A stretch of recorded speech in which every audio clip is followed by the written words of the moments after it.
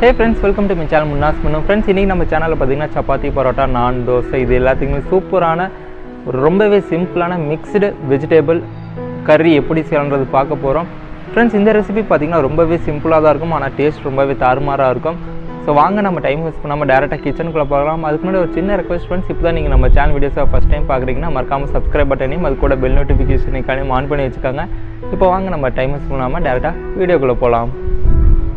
First நம்ம காயை வேக வச்சுக்கலாம். இப்போ ஸ்க்ரீனில் தெரிகிற இதே அளவுக்கு தான் நீங்கள் காயை எடுக்கணும்னு அவசியம் இல்லை. அதே மாதிரி இந்த காய் தான் நீங்களும் எடுக்கணும்னு அவசியம் இல்லை. உங்களுக்கு பிடிச்ச காய் எதுவாக இருந்தாலும் ஆட் பண்ணிக்கோங்க. இப்போ இந்த காய்ங்க வேக தேவையான அளவுக்கு தண்ணி ஊற்றிட்டு ஒரு 3லேருந்து ஒரு 4 விசில் கொடுத்து எடுத்துக்கோங்க.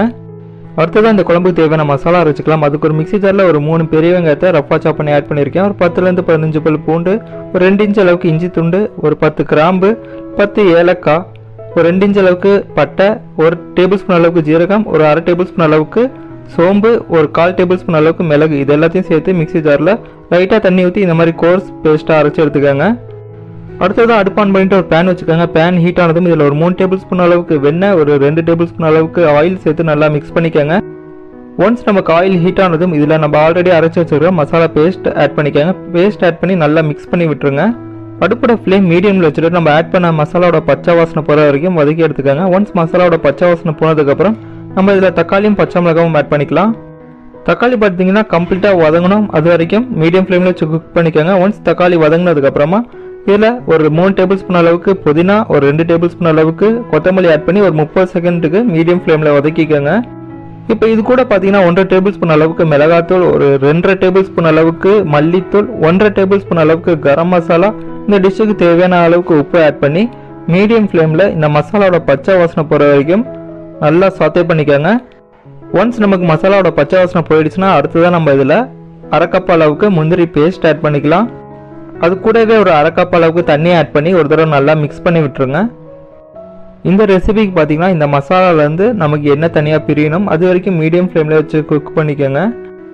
இப்போ பார்த்தீங்கன்னா நம்ம மசாலாலேருந்து எண்ணெய் தனியாக பிரிஞ்சிருச்சு. இந்த ஸ்டேஜில் நான் ஆல்ரெடி வேக வச்சுருக்கிற காயை ஆட் பண்ணிக்கிறேன். இது கூடவே பார்த்தீங்கன்னா 1 கப் அளவுக்கு பச்சை பட்டாணி, 1 கப் அளவுக்கு கேப்சிகம், அதே மாதிரி காலிஃப்ளவரை பிளான்ச் பண்ணி ஆட் பண்ணியிருக்கேன் 1 கப் அளவுக்கு.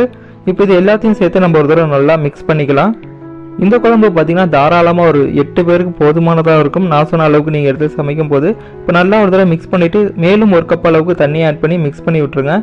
இப்போ இந்த கடாயை மூடி போட்டு அடுப்போட ஃப்ளேம் லோவில் வச்சுட்டு ஒரு 10 நிமிஷத்துக்கு குக் பண்ணிக்கோங்க. ஃப்ரெண்ட்ஸ், ஒரு முக்கியமான விஷயம் என்னென்னு கேட்டிங்கன்னா, இந்த 10 நிமிஷத்துக்குள்ளே ரெகுலர் இன்டர்வல்ஸில் மறக்காமல் இது கிளறி விடுங்க. அப்படி இல்லைன்னா அடி பிடிக்கிறதுக்கு சான்சஸ் நிறையாவே இருக்குது. பிகாஸ் நம்ம கறி பார்த்திங்கன்னா ரொம்பவே திக்காக இருக்குது. ஒரு 10 நிமிஷத்துக்கு அப்புறம் நீங்கள் இந்த கடாயை மூடி ஓப்பன் பண்ணி பார்க்கும்போது உங்களுக்கு ஆல்மோஸ்ட் எல்லா காயும் வெந்திருக்கும். அப்படி இன்கேஸ் உங்களுக்கு வேகலைன்ற மாதிரி தோணுச்சுன்னா மேலும் ஒரு 3 to 5 மினிட்ஸ் குக் பண்ணிக்கோங்க. அதே மாதிரி கறிக்கு தேவையான கன்சிஸ்டன்சி அட்ஜஸ்ட் பண்ணிக்கோங்க.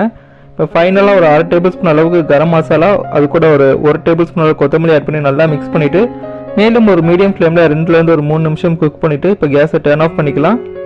ஃப்ரெண்ட்ஸ், இந்த குழம்பு உங்களுக்கு எந்த அளவுக்கு திக்னஸ் வேணுமோ அதுக்கு ஏற்ற மாதிரி ஆட் பண்ணிக்கோங்க. இப்போ இந்த குழம்பை சப்பாத்தி, பரோட்டா, நான், தோசை இது கூட சேர்த்து சர்வ் பண்ணுங்கள். ரொம்பவே டேஸ்ட்டாக இருக்கும்.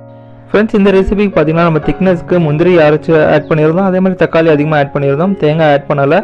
இன்கேஸ் உங்களுக்கு இந்த ஜிஞ்சர் கார்லிக் வாசனை பிடிக்காதுன்னா நீங்கள் இந்த ஜிஞ்சர் கார்லிக்கை அவாய்ட் பண்ணிட்டு கூட இந்த குழம்பை செஞ்சு பார்க்கலாம். ரொம்பவே டேஸ்ட்டாக இருக்குங்க. இப்போ நம்ம மிக்ஸ்டு வெஜிடபிள் கறி ரெடி. ஃப்ரெண்ட்ஸ், ஐ ஹோப் உங்களுக்கு இந்த ரெசிபி பிடிச்சிருக்குன்னு சொல்லி நம்புறேன். ஸோ இந்த ரெசிபியை பார்க்குறது மட்டும் இல்லாமல் உங்கள் வீட்லேயும் ட்ரை பண்ணி பாருங்கள். அதே மாதிரி இந்த ரெசிபி உங்களுக்கு பிடிச்சிருந்தா மறக்காமல் லைக் பட்டனை ப்ரெஸ் பண்ணுங்கள். இந்த வீடியோவை உங்கள் ஃப்ரெண்ட்ஸ் அண்ட் ஃபேமிலி கூட ஷேர் பண்ணுங்கள்.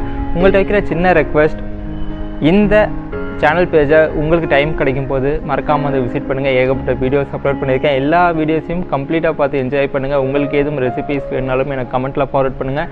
இந்த வீடியோ பார்த்தினா உங்களோட ஃபீட்பேக்கை மறக்காமல் எனக்கு கமெண்ட் பண்ணுங்கள். உங்களை மீண்டும் இன்னொரு இன்ட்ரெஸ்டிங் வீடியோவில் சந்திக்கிறேன். Tata bye bye from Munna and stay tuned for Munna's menu.